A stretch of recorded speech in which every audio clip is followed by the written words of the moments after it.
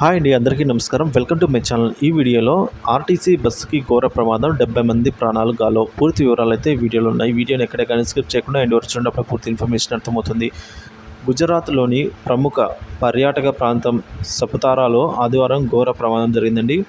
సూరత్ నుంచి వస్తున్న luxury bus సపుతారా ghat సమీపంలో లోతైన లోయలో చిక్కుకుంది. ఈ ఘటనలో 2 చిన్నారులు అయితే మృతి చెందారు.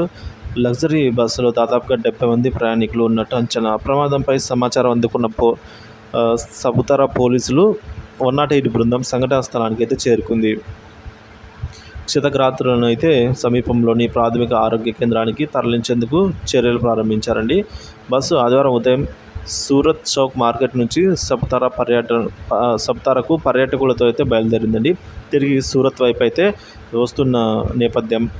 సో మార్గ మధ్యంలో ఒక వాహనాన్ని ఓవర్టేక్ చేస్తూ ఉండగా ముందు నుంచి వస్తున్న టెంపోను తప్పించే క్రమంలో అయితే అదుపు తప్పి అక్కడే ఉన్న రక్షణ గోడను, అంటే సేఫ్టీ వాల్ను ఢీకొని లోయలో పడిపోయిందండి.